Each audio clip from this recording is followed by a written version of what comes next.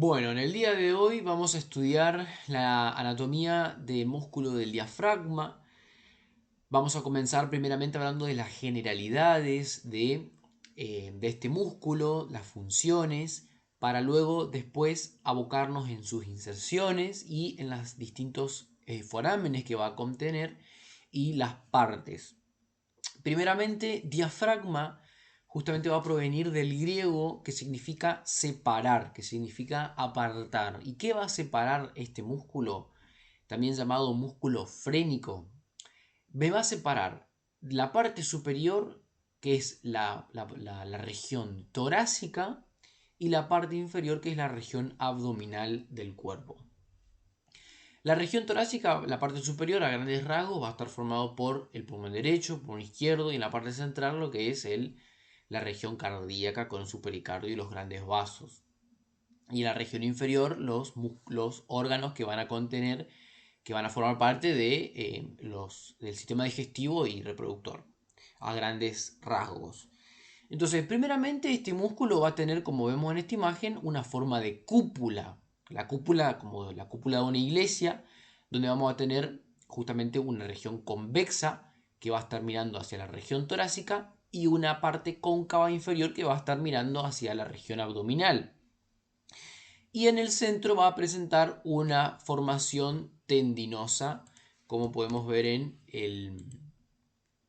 como podemos observar en esta imagen, o sea, una región tendinosa. O sea, va a estar formado por una región muscular y una región tendinosa en el centro.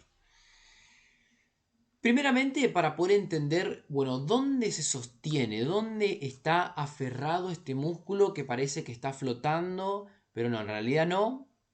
Lo importante es entender que va a tener inserciones. Y la mayor parte de las inserciones la va a tener en la región de la abertura inferior del tórax, como estoy marcando ahora, que comprende tanto al esternón, la apófisis sifoides, los cartílagos costales del séptimo, que va a contener el octavo, noveno y el décimo cartílago costal, la onceava y la doceava costilla, o sea que se va a insertar mayormente en la parte lateral y anterior en los elementos móviles de la parte inferior de la caja torácica.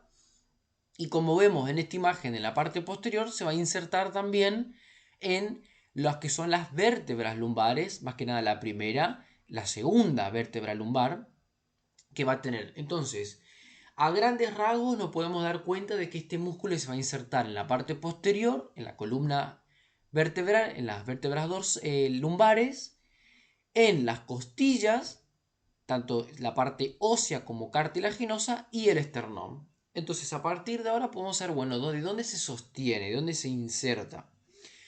También vamos a diferenciar, obviamente, que es un músculo impar.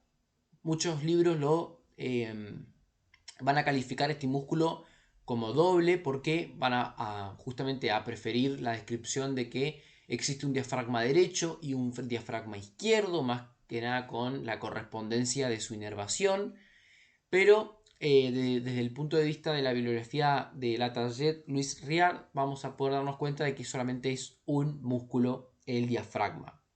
O sea que desde el punto de vista topográfico es importante también entender que tanto el diafragma derecho como el diafragma izquierdo van a tener accidentes topográficos anatómicos distintos. Entonces es importante entender que a pesar de que sea un solo músculo, va, a estar, va a estar caracterizado por diferentes accidentes. Entonces, bueno, vamos a empezar a describir las inserciones. Primeramente vamos a comenzar en la parte posterior de las inserciones, lo que viene siendo vertebrales. Luego vamos a pasar a las inserciones costales, laterales, y para terminar las inserciones externales del diafragma. Primeramente, la porción lumbar, nos vamos a hacer referencia entre el segundo, el tercer y el cuarto, la cuarta vértebra lumbar, van a atender justamente el diafragma, va a estar insertado en estos cuerpos vertebrales mediante cordones fibrotendinosos, como lo podemos ver acá, y que van a ser conocidos como pilares del diafragma, porque van a proporcionar una inserción inmóvil Por eso se los llama como pilares. O sea, van a sostener de una forma muy, muy eficaz este músculo.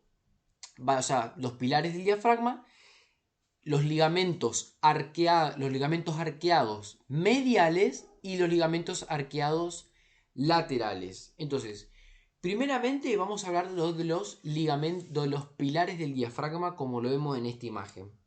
Vamos a tener un pilar. Esta imagen es una imagen inferior del diafragma, donde podemos ver la parte derecha, la parte izquierda, anterior y posterior. Y de acá podemos observar a ambos lados de la arteria aorta y de sus ramas tanto parietales como viscerales, podemos ver el pilar del diafragma derecho, o sea, su inserción ligamentosa en la cara anterior de la vértebra lumbar, y va a conformar un pilar derecho y un pilar izquierdo. El pilar derecho se va a insertar, lo que viene siendo, en la cara anterior desde la primera, segunda y tercera vértebra lumbar. Algunos pueden llegar hasta la cuarta. Va a descender mucho, mucho más que el pilar izquierdo. En cuanto al pilar derecho, vemos que solamente va a proporcionar una inserción en la cara anterior solamente hasta la tercera vértebra lumbar normalmente. Entonces podemos ver que el pilar, como vemos acá, el pilar izquierdo del diafragma va a descender mucho menos que el pilar derecho. Entonces acá podemos observar una inserción en forma triangular, pilar derecho, pilar izquierdo. Los dos pilares van a emitir fibras en su borde medial, como leo acá, no solamente en la parte inferior, sino que van a emitir en su borde medial, que se va a intercruzar en la línea media de una forma oblicua, que va a estar justamente rodeando lo que viene siendo el foramen o el hiato esofágico. Bien, entonces estas son las dos primeras inserciones en la parte lumbar. Luego vamos a tener los ligamentos arqueados, que son pares, dos derechos y dos izquierdos, que podemos ver acá. Un ligamento arqueado medial y un ligamento arqueado lateral que va a conformar parte. Primeramente, el ligamento arqueado medial va a estar situado a la derecha y a la izquierda de los pilares. Va a estar a la derecha del pilar derecho y a la izquierda del pilar izquierdo. Y va a tener dos inserciones. Primeramente se va a insertar en la cara lateral de los cuerpos de la vértebra lumbar y va a dirigirse hacia arriba. Justamente se va a dirigir hacia arriba de forma arqueada y se va a insertar en lo que es la apófisis transversa de la vértebra a la cual se insertó antes. O sea que si vamos a tener la inserción en la vértebra, en la lumbar 2, el ligamento arqueado medial va a insertarse en lo que es la cara lateral de esta misma vértebra, su otra inserción se va a insertar en la apófisis transversa de la misma vértebra. Entonces va a formar este arco tendinoso que es el ligamento arqueado medial.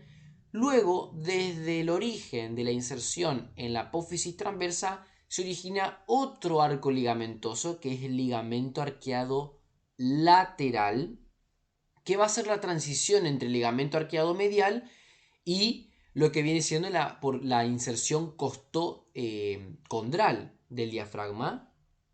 Y justamente el ligamento arqueado lateral se desprende desde el vértice del proceso transverso de la vértebra lumbar hasta la extremidad del borde medial de la última costilla.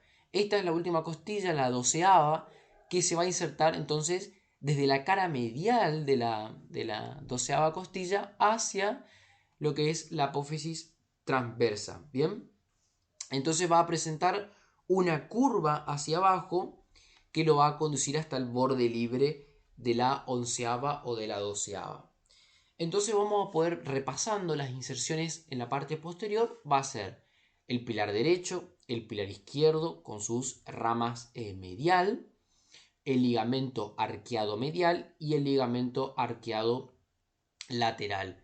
En esta otra imagen, en este otro lado, vamos a poder observar justamente cómo el ligamento arqueado medial va a superponerse justamente sobre el músculo psoas mayor, como lo vemos acá, y el ligamento arqueado lateral va a estar circunscribiendo el músculo cuadrado lumbar. Y acá podemos ver justamente las cadenas para ver las prevertebrales justamente del tronco simpático y la inserción de los pilares, tanto derecho como izquierdo. También vamos a poder observar, aprovechando la cara inferior, lo que viene siendo su inervación, tanto la inervación del nervio frénico derecho, el nervio frénico izquierdo, y vamos a poder también ver la vascularización, como lo vamos a ver más adelante, pero bueno, esta imagen también nos permite ver eso.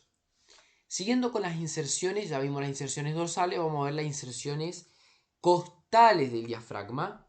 Lateralmente entonces se va a fijar en lo que es, como estoy mostrando acá, la cara medial, en esta imagen se ve mejor, la cara medial de lo que viene siendo, esta es una imagen interna de lo que es el músculo del diafragma y podemos ver acá cómo se inserta en la cara medial de las últimas costillas. Podemos ver acá inserciones de lo que es la porción costal del diafragma y que se va a insertar en las últimas 6 costillas y en los cartílagos enviando interdigitaciones. Es importante entender que a este nivel también la inserción costal del borde inferior de las últimas 6 costillas y de los cartílagos costales también va a estar interdigitado con el músculo transverso del tórax que acaba de estar cortado. Y después vamos a poder observar la última inserción, que va a ser la inserción external. Justamente la inserción external va a estar dado por justamente la inserción del músculo de diafragma hacia lo que es la cara posterior de la apófisis sifoides, y que vamos a poder ver que el músculo de diafragma va a presentar dos. En la cara posterior de la apófisis sifoides va a presentar justamente un fascículo derecho y un fascículo izquierdo, y va a formar un hiato de forma triangular que se llama hiato mediano de la porción external, o también llamado el hiato de Marfan. Y entre la inserción external y la inserción costal vamos a poder ver otro hiato triangular, que justamente son las inserciones externales separadas de las inserciones costales, y que va a formar un triángulo llamado triángulo externo-costal, y otro también llamado triángulo de Larrey. O sea, tenemos el triángulo de Larrey y triángulo de Marfan en las inserciones externales y las inserciones costales del músculo del diafragma. También es importante entender que estas inserciones costocostales van a estar justamente intricadas con, eso ya lo dije, sobre el músculo transverso del tórax. Bien. Entonces ya pudimos ver lo que son las inserciones, donde se va a fijar, donde se va a sostener. Ahora vamos a hablar un poco del centro tendinoso para seguir con las características. El centro tendinoso, o también llamado centro frénico, va a ser la parte central. Esta es una imagen, una vista superior del músculo del diafragma, como que si estuviéramos viendo desde la vista superior de la cavidad torácica. Podemos ver el lado derecho, el lado izquierdo y el lado anterior, o sea, donde va a estar proyectado tanto el corazón como los pulmones, y va a estar cubierto por la caja torácica. Entonces vamos a poder observar que en la parte central de este músculo va a estar compuesto por tendón, va a ser un centro frénico, un centro tendinoso, y que todas las fibras, como vemos acá, van a ser de forma concéntrica, se van a dirigir hacia el centro, formando una circunferencia, justamente formando un centro tendinoso, una lámina fibrosa, como estoy marcando acá, en forma de trébol. Entonces, si tenemos un poco de imaginación, vamos a poder ver una hoja de trébol, una hoja izquierda, o sea, un centro tendinoso izquierdo, superior y derecho, como si fuera una hoja, básicamente una hoja de trébol, de 3 ojos. de 3 hojas, perdón. Pero es importante entender que este centro tendinoso va a estar formado por 3, no hojas de trébol, sino 3 foliolos. Los foliolos se van a designar justamente un foliolo anterior. Si nosotros marcamos una línea transversal, vamos a poder ver la parte anterior, la parte posterior, derecho e izquierdo. Vamos a tener un foliolo anterior, un foliolo lateral izquierdo y un foliolo lateral derecho. El foliolo anterior, primeramente, va a ser el más ancho que los 3, como lo vemos claramente en esta imagen, es más ancho que el izquierdo y que el derecho, y que justamente va a estar en íntimo contacto con la cara posterior del esternón y que va a tener justamente la cara inferior del pericardio, o sea que va a tener a la región mediastínica pericárdica. O sea, va a estar en íntima relación con el pericárdico, con el corazón y su pericardio que lo cubre, el pericardio fibroso. Después tenemos un foliolo derecho, o sea, el foliolo derecho del centro tendinoso que va a ser, que va a dirigirse en relación con el anterior oblicuamente hacia atrás y a la derecha, y es donde se va a encontrar justamente y lo va a separar del foliolo anterior el foramen de la vena cava inferior.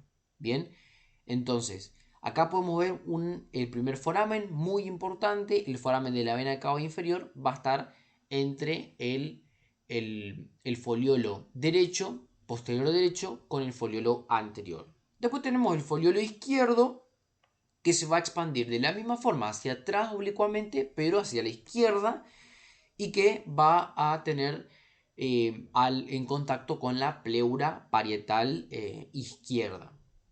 Es importante entender que el centro tendinoso va a estar formado por fibras fundamentalmente originadas por los fascículos musculares, como lo dije, de forma concéntrica.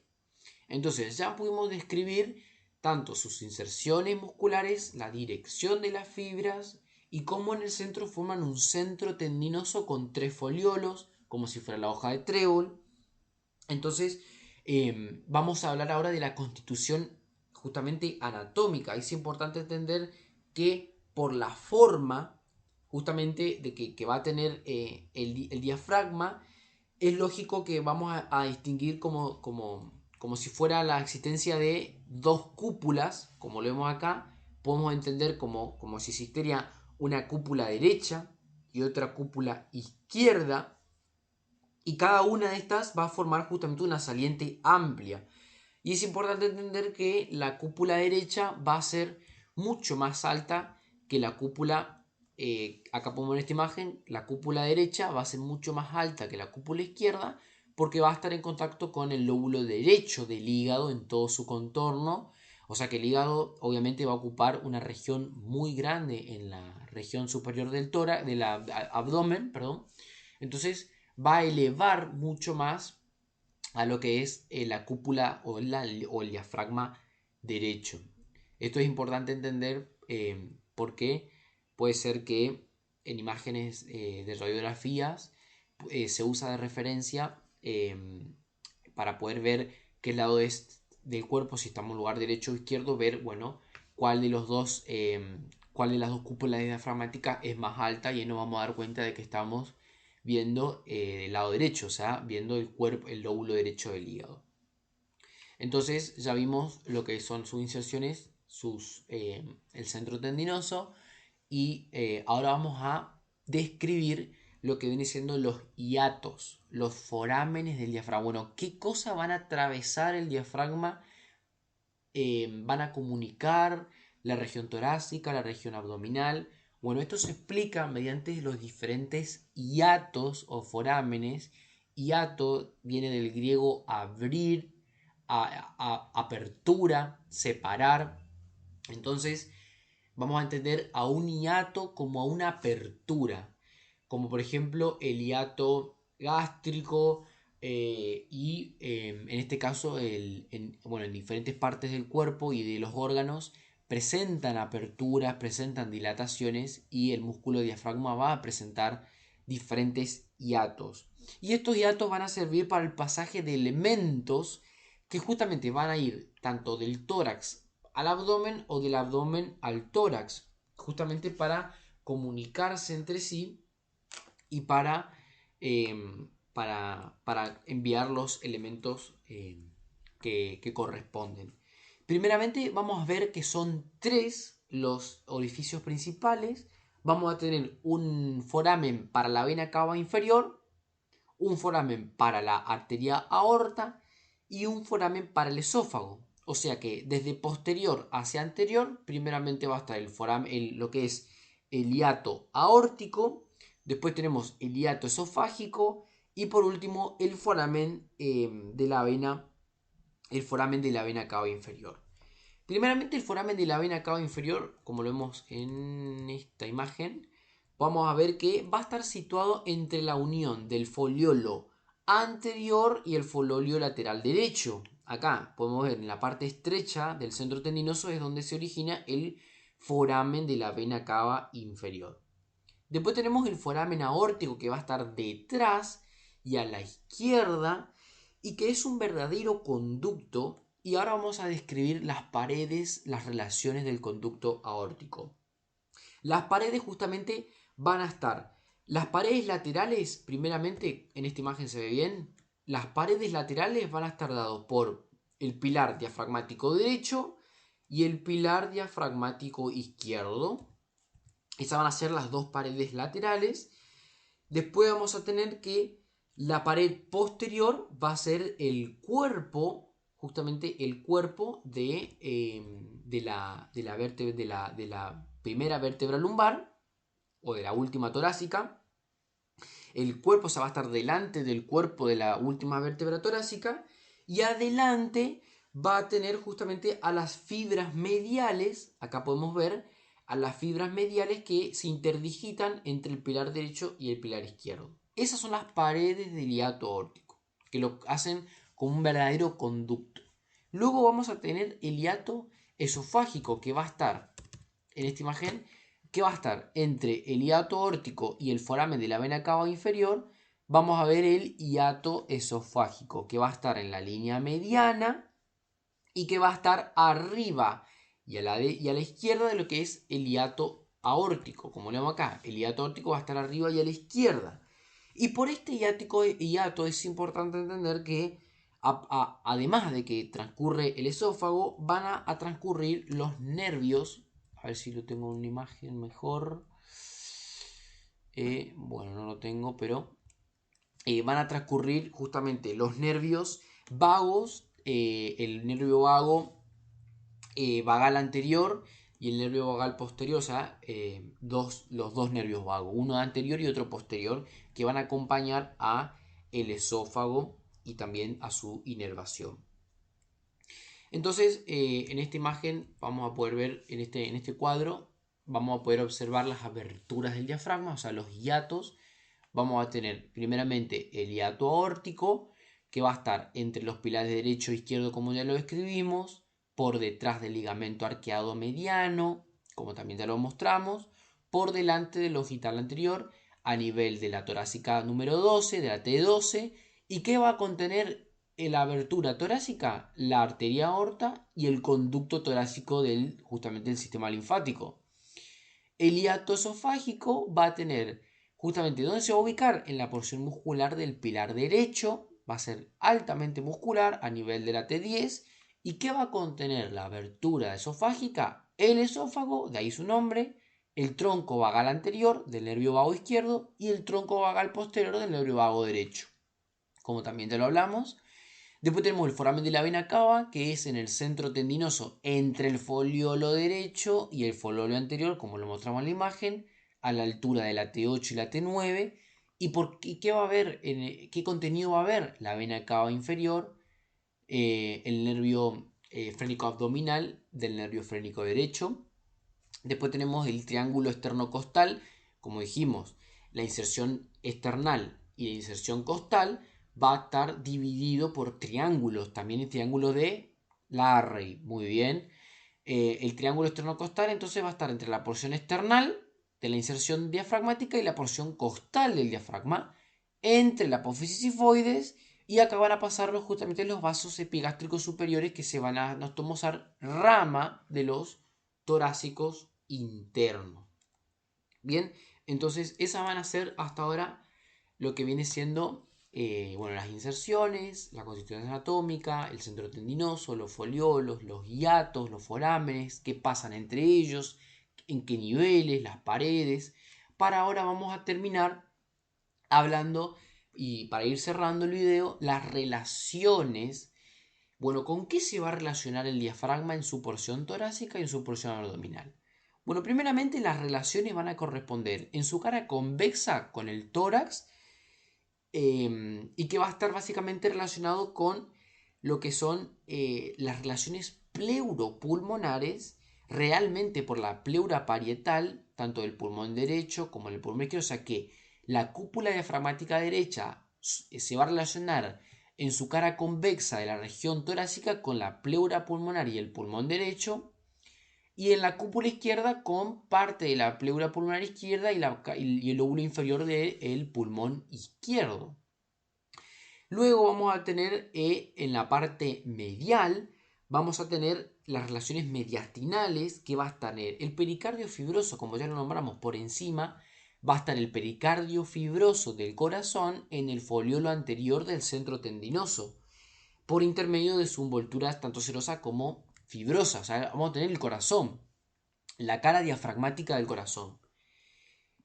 Por debajo de las relaciones abdominales, o sea, su cara cóncava, vamos a tener tanto a la derecha como a la izquierda. O sea, vamos a poner una división en lo que viene siendo el diafragma, la cara inferior de lo que es el diafragma. Por debajo de la parte derecha va a estar cubierto por lo que es primeramente el peritoneo, que se va a adherir a las vísceras, y a la derecha la cúpula diafragmática va a estar contorneada sobre el hígado, y como lo expliqué al principio, eso va a ser la explicación por el cual la cúpula diafragmática derecha va a estar más elevada que la cúpula diafragmática izquierda. Va a estar separado por el espacio subfrénico, o sea, debajo del músculo frénico, entre la parte superior del lóbulo derecho del hígado, va a tener el espacio subfrénico derecho, y va a estar interrumpido por el ligamento falciforme del hígado, que me va a separar el lóbulo derecho y el lóbulo izquierdo del hígado. Entonces, ¿qué va a tener debajo la cúpula diafragmática, la región abdominal? El hígado, el lóbulo derecho que lo contornea, que lo levanta.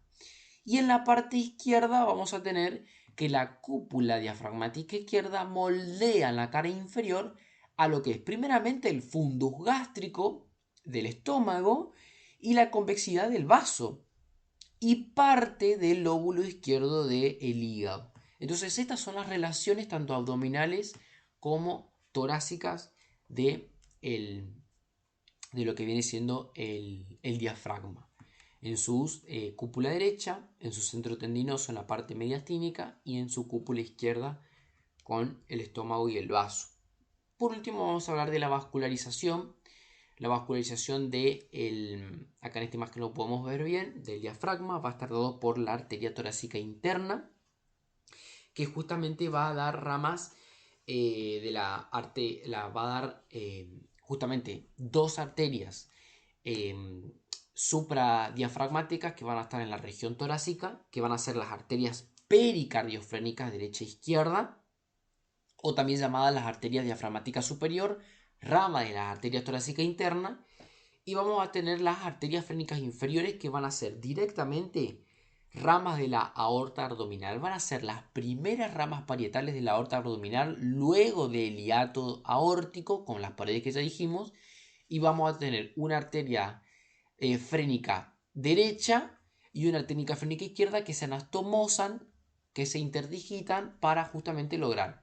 En esta imagen inferior podemos ver el foliolo anterior, el foliolo derecho, como el foramen de la vena cava inferior me va a separar el foramen derecho del foliolo anterior, el foramen izquierdo como es mucho más pequeño, el foramen esofágico, el foramen aórtico con sus, justamente esto va a ser el tronco celíaco con la arteria gástrica, la arteria hepática y sus diferentes ramas viscerales, la arteria frénica izquierda, la arteria frénica derecha y el orificio de los nervios frénicos nervio frénico derecho y nervio frénico izquierdo, ramo de los nervios cervicales. Entonces, hasta acá ha llegado el video. Espero que se haya entendido este músculo importante, este músculo que separa, que divide la cavidad torácica de la cavidad abdominal.